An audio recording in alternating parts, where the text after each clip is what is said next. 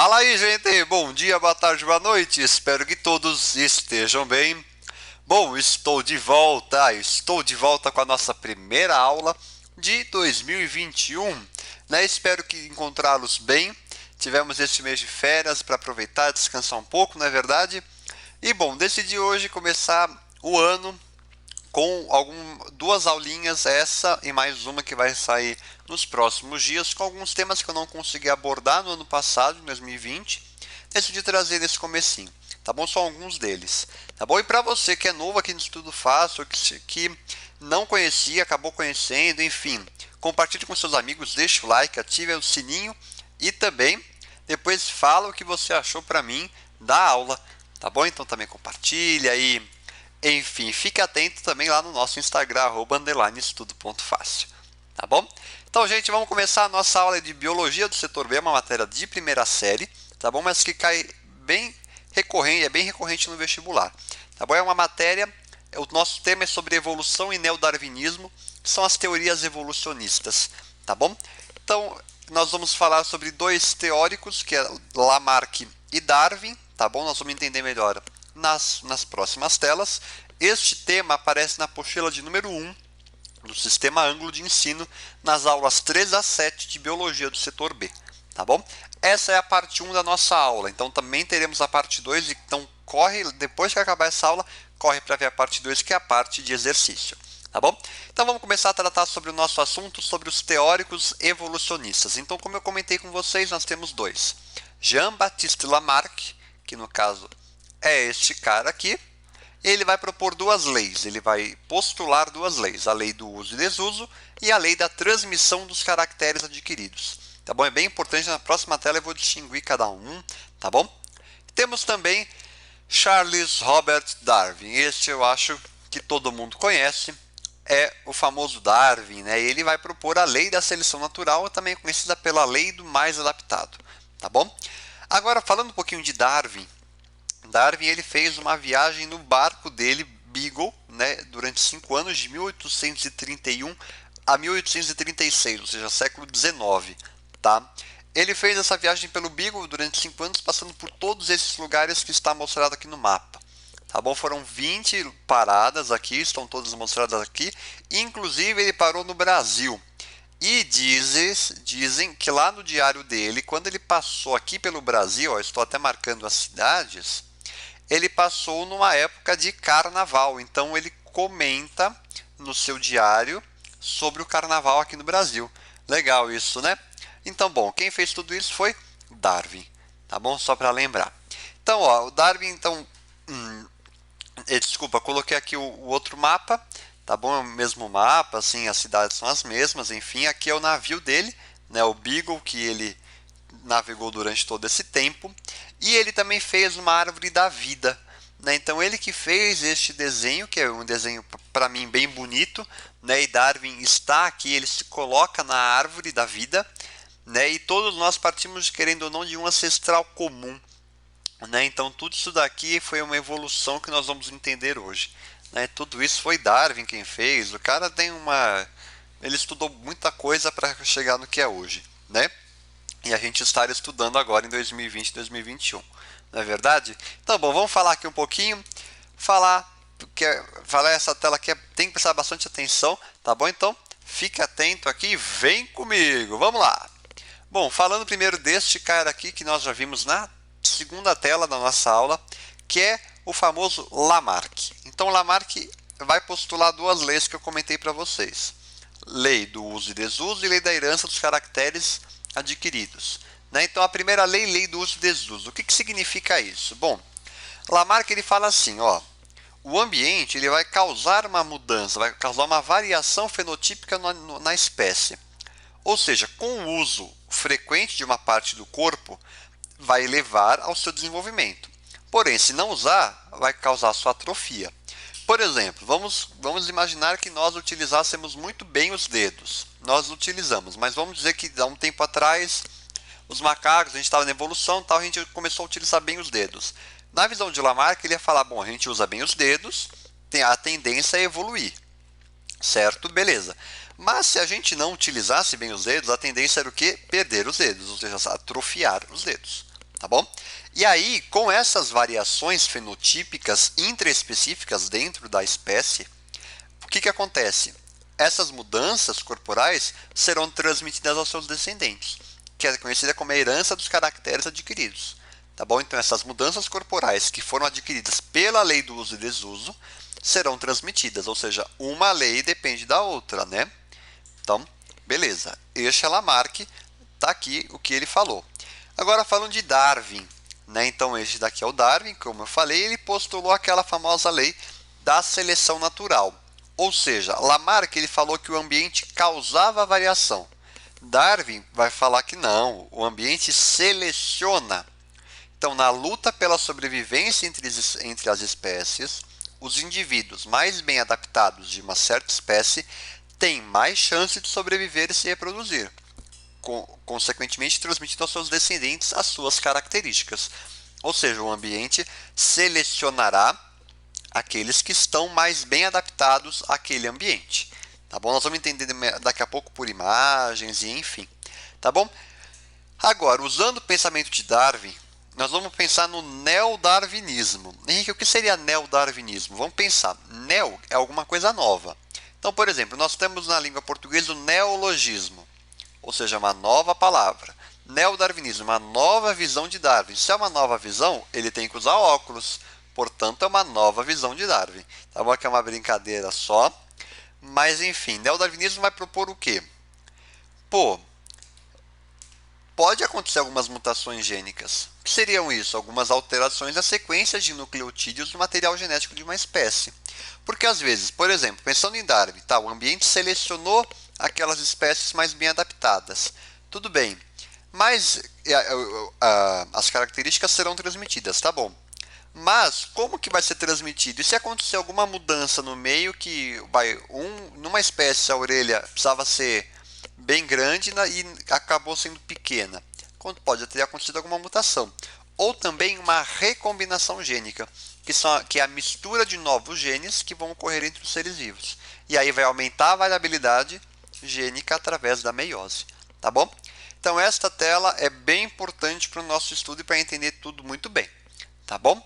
Então vamos seguir. Ficou dúvida? Depois é só me mandar via direct no Instagram, tá bom? Então vamos lá. As características eram geralmente herdáveis, como eu comentei com vocês. Em seres vivos, muitas características são herdadas ou passadas dos pais para filhos. Darwin, ele sabia que era esse o caso, ele comprovou, só que ele não sabia falar que era por meio dos genes, que depois vai ser estudado na genética e também tem as leis de Mendel, enfim. Aí é mais para frente, tá bom? Aqui é século XIX, se eu não me engano a genética já é no século XX, tá? Não sei. Então, por exemplo, aqui nós temos uma parental, né, entre duas borboletas azuis e acabou gerando várias tonalidades de azul. As características eram hereditárias para os seus descendentes. Então, ó, vários tons de azul. Aqui, rosa, parental rosa, vários tons de rosa, vermelho, enfim. Tá bom? Então, as características eram herdadas, poderiam sofrer mutações também. Que aí é o que vai explicar o neodarwinismo, mas a gente chega lá e vamos com calma. A prole pode variar quanto às características, é o que eu comentei. Cor, tamanho, forma, enfim. Tá bom? É o que eu comentei com vocês na tela anterior. E também nem toda a prole é capaz de sobreviver pelo motivo do quê? De alguns recursos que são limitados no meio ambiente. Como, por exemplo, a falta de alimento, falta de habitat, falta de parceiro. Por isso que nem todos os indivíduos sobreviverão e se reproduzirão. Tá bom? Bem tranquilo essa parte, né? Espero que esteja dando para entender. Então, vamos lá. Agora eu vou mostrar uma tela que é bem importante para a gente entender as duas teorias de Lamarck e Darwin e posteriormente neodarwinismo. Tá bom? Então, ó, em ambos os teóricos nós utilizamos o ambiente como o meio em que a espécie se encontra. Aí nós temos duas vertentes. A primeira onde o ambiente causa, que é a ideia de Lamarck. O que ele vai causar? A variação fenotípica intraespecífica dentro da espécie. Tá? Essa variação vai levar o que? A uma melhor e maior adaptação da espécie, aumentando o número de descendentes, consequentemente a espécie entrará em evolução. Quem propôs isso? Jean-Baptiste Lamarck, também chamado de lamarckismo, pela lei do uso e desuso, e da herança dos caracteres adquiridos. Beleza, este é Lamarck. Porém, tem outra vertente, que é de Darwin, que fala assim, não, o ambiente seleciona o que? As variações fenotípicas. E aí vai causar uma maior adaptação na espécie, aumentando o número de descendentes, consequentemente entrará em evolução. E aí quem propôs isso foi Darwin, né, pelo darwinismo, pela lei da seleção natural. Ou seja, o ambiente selecionará. E aí dentro de tudo isso, nós temos o neodarwinismo, que vai entrar com a mutação. Né? Neodarwinismo é uma nova visão de Darwin, ou seja, continua com o pensamento de seleção natural, só que visto de uma maneira diferente. E aí também chamado de teoria sintética da evolução. Tá bom? Então, essa tela é bem importante. Se você quiser tirar um print, aí vai na fé, que é bem importante para você guardar aí para conseguir estudar para os vestibulares, provas e enfim.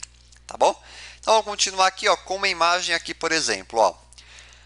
Lamarck, vou analisar primeiro essa parte aqui. O que ele fala? Ó, inicialmente tinham girafas com pescoço curto. Eles estavam imaginando, isso são pensamentos, teorias.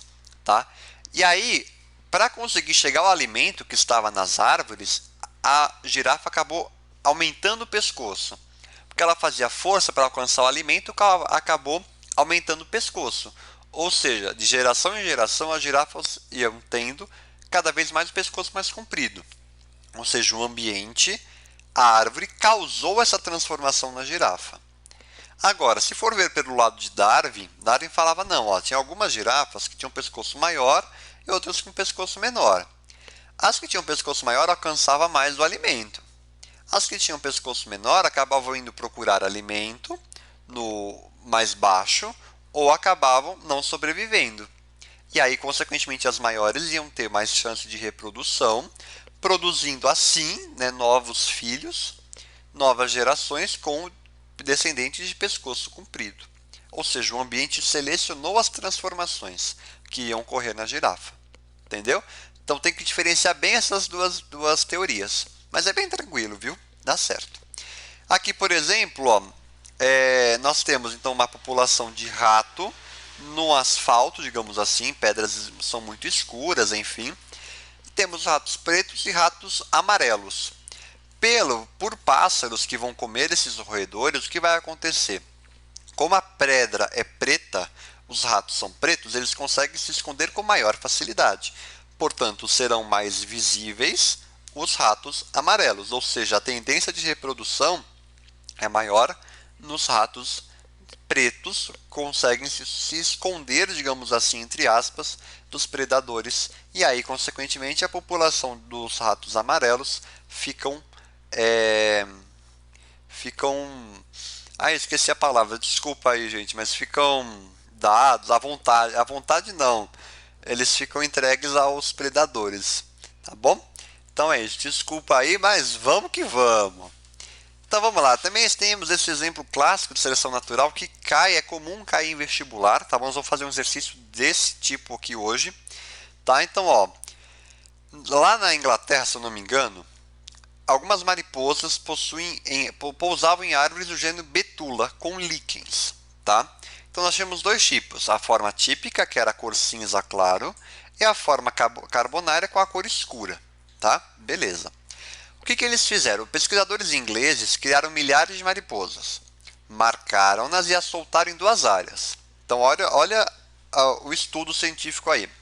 No mar industrial próximo a Birmingham, eu não sei falar esse nome, desculpa.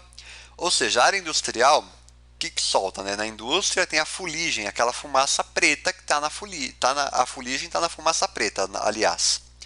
Ou seja, o que ia sobreviver mais? A forma mais escura, porque como elas pousavam nas árvores, a fuligem ia cobrir as árvores. E se as mariposas pousavam lá, as mariposas escuras iam sobreviver mais, que é o que comprovou. 27,5% é da forma carbonária, que é a forma mais escura. E 13% é da forma típica, que é a cor mais clara, que é o que está aqui, ó, essa imagem aqui, ó, da esquerda. Agora, numa área não industrial, vai ser o contrário, porque a forma mais escura vai ficar visível nos olhos dos predadores, e a forma mais clara vai conseguir se esconder nas árvores. Então é um exemplo clássico da seleção natural, onde o ambiente causou a variação para as mariposas do gênero Biston betularia. Tá bom? Bem interessante isso daí, não é verdade? Então vamos continuar aqui. Só para revisar então, nós temos Jean-Baptiste Lamarck e Charles Robert Darwin, dois estudiosos que nós estudamos agora. Lamarck fala o quê? Que o meio criou necessidades que induzem as mudanças nos hábitos e nas formas dos organismos. Ou seja, o meio cria o ambiente, no caso, cria as variações. E aí, as novas características elas vão surgir pelo quê? Pelo uso ou desuso de um órgão ou parte do corpo. Comentei com vocês do dedo, por exemplo. Né? E essas novas características que foram adquiridas pela necessidade lá, serão transmitidas aos descendentes. Isso Lamarck postulou e enfim. Darwin fala o que? Não, o meio vai exercer uma seleção natural que vai favorecer os indivíduos portadores das características mais apropriadas para um determinado ambiente em determinado tempo. E aí, nessa população vai existir uma variabilidade, ou seja, indivíduos com características que lhes conferem vantagens, uma melhor adaptação que outros. É aquela questão, por exemplo, da mariposa, né? E aqui, aqueles mais aptos ao ambiente com certeza viverão mais tempo, se reproduzirão mais e transmitirão assim as suas características aos descendentes. Tá bom? Tranquilo essa parte, né? Então, Lamarck e Darwin. Porém, nós temos agora também o neodarwinismo. E onde que ele entra? Você deve estar se perguntando aí. Eu falo, bom, vamos entendê-lo agora, mas vem comigo para entender. Então, vamos lá. Qual que é o problema que não foi resolvido por Darwin? Ele mostrou a existência das variações e a sua importância para o processo evolutivo. Isso aí ele mostrou. Só que ele não conseguiu explicar como que essas variações surgiram e como que elas eram transmitidas. Né? Que é aquela questão dos recursos limitados. Né? Tinha alguns que conseguiam se reproduzir mais, achavam mais o alimento tal, e outros não. Né? E aí você entende, fala, é verdade que ele não conseguiu explicar isso. Bom, então vem comigo aqui para o neodarwinismo. Também conhecida como teoria sintética da evolução. Essa teoria vai propor duas coisas, a origem da variabilidade. Por meio de mutações, que podem ser alterações gênicas ou cromossômicas, e se forem viáveis e favoráveis, serão transmitidas, constituindo uma fonte primária de variabilidade genética. Porém, temos também a recombinação genética. A reprodução sexuada vai contribuir para aumentar a variabilidade por meio da meiose, que é onde uma divisão celular de uma célula 2N produz 4N. A meiose é uma, produz 4 com a metade do cromossomo. Mitose, uma produz 2 com a mesma quantidade de cromossomos. Então, por exemplo, aqui nós temos uma recombinação genética, uma mutação, que é o crossing over, onde lá na meiose há uma mutação, né? Um pareamento dos cromossomos homólogos, eles trocam partes, assim, é o que está aqui, é uma recombinação gênica. E aqui é o momento da fecundação, tá bom? Tranquilo isso daqui, né? Nós entendemos agora um pouquinho da origem da variabilidade que é proposta pelo neodarwinismo. E aí, fazendo o comparativo do darwinismo para o neodarwinismo, preste bastante atenção que é bem importante. Darwinismo ele não dá explicação para quê? Para a origem da variabilidade dentro da própria espécie e da transmissão dessas características aos descendentes. Já o neodarwinismo fala assim, não, pera lá. A origem da variabilidade pode ser por mutações, que na verdade vai ser a fonte primária de variabilidade, por novos genes e cromossomos diferentes que podem surgir ao acaso, pela reprodução sexuada, que é a fonte ampliadora de variabilidade, pela recombinação gênica através da meiose e da fecundação, e a transmissão dessas características selecionadas se dão por onde? Pelos gametas que vão transportar um conjunto de cromossomos, N, e estes cromossomos vão conter genes, que são as informações para a síntese de proteínas, e essas proteínas definirão as características da espécie. Tá bom? Tem que prestar bastante atenção aqui, tá bom? Que é bem importante. E eu vou frisar agora este tópico aqui, a recombinação gênica através da meiose e da fecundação. Que nós temos dois casos. A primeira é em segregação independente. Tá? Como assim, Henrique? Bom, os genes, os cromossomos se segregam, se separam independentemente. Tá? Não é, por exemplo, se tiver esse vai se segregar assim. Não. É ao acaso. Por exemplo, neste primeiro caso, aqui nós temos Azinho, Azinho, ó, uma célula Azinho, Azinho, Bzinho, Bzinho. Se for segregar numa fecundação, por exemplo, é 100% de chance, é 100% de chance que ele tenha o que? Azinho, Bzinho. Por quê? Ó, é um duplo recessivo com duplo recessivo também, é um duplo recessivo em tudo, né? Então, não tem como surgir um dominante ali, por exemplo. Agora, já nesse caso 2, nós temos um Azão, Azinho com um Bzão, Bzinho, ou seja, dá 4 possibilidades. Você não concorda comigo? Vamos lá. Pode ser Azão, Bzão, Azão, Bzinho, Azinho, Bzinho, Azão, Bzão, que é o que está aqui, ó. Uma célula assim, ó, pode gerar 4 possibilidades, ou seja, 1/4 de possibilidade de cada. É bastante, já gera uma variabilidade.